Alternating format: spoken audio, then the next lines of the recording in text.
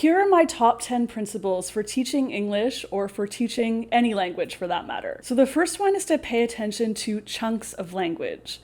If you have students learn each single word at the individual level, it will be quite difficult to actually remember a lot of stuff. However, if students learn things like phrasal verbs, idioms, or common sayings or expressions, it can be much easier for them to remember. So instead of getting students to remember, for example, how are you? They should memorize that phrase together. How are you? Or something like an idiom like, don't count your chickens before they hatch. Learning each of those individual words doesn't really make any sense, but learning the idiom together makes a lot of sense. All right, the second principle is to make language meaningful.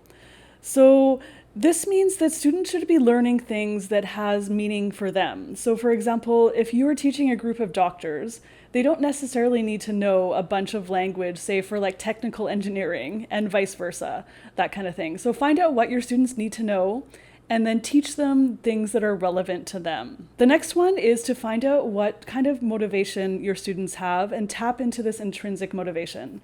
So you can do only so much inside the classroom for your students. You can teach them effectively, you can try your best, but in reality, if students want to learn a language, a lot of that learning is going to happen outside the classroom. So this is where motivation comes in. And do whatever you can to build up this motivation, to tap into it, to encourage students to kind of take English and kind of run with it and make it their own. All right, the next principle is to use class time wisely. So unless you're teaching in some kind of like very intensive situation and you're with your students for 30 or 40 hours a week, most language teachers only teach their students for say like 2 to say like 5 or 6 hours a week. So if that's the case, you really need to use the time wisely. Don't do fluffy kind of like time filler kind of stuff. Actually get down to learning English in a serious way. All right, the next principle I have is that confidence is key to any language learning. So language learning involves taking risks and kind of just putting on a little bit of a new identity, like a new language, a new identity. You're learning about a new culture, that kind of thing. So whatever you can do to build up student confidence goes a long way. So I always try to practice positive reinforcement instead of negative reinforcement. And I encourage the weak students for even like attempting something very simple that I think, oh, it's not actually a big deal. It's whatever. It's like this kind of nothing thing. But for them, it might actually be a big deal.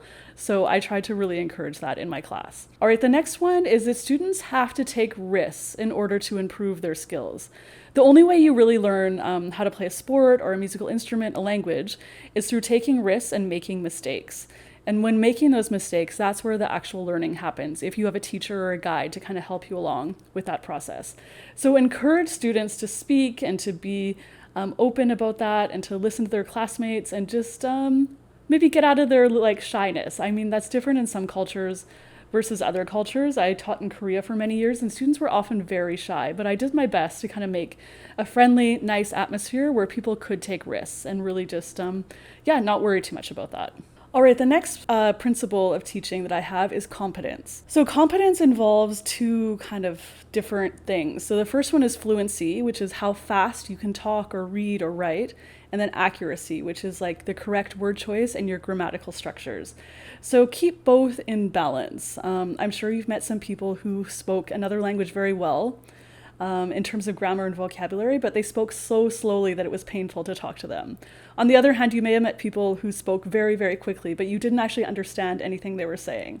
So it's obvious you need to kind of have both. So do some exercises and practice opportunities in class that involve both those things. All right, the next principle I have is that in class, or when students are studying, it should involve a mix of both input and output. So input is listening and reading, output is speaking and writing. So I try to have kind of a balance of all 4 of those things in my class, along with some grammar and vocabulary kind of mixed in with that. The next principle is to monitor and assess your students.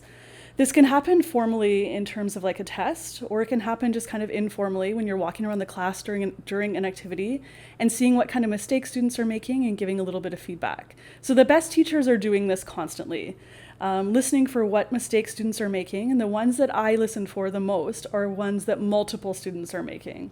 So this means it's a little bit tricky, or maybe I didn't explain it that well, something like that. So those are the things I will focus on in terms of like error correction and pointing out things to my students. All right, the final principle that I have, I left it to the last because it's actually the most important. So is to make classes student-centered. So I'm already quite good at English. I'm a native speaker and I've taught English for many years. So I actually don't need a ton of practice at speaking English. It's my students that need practice.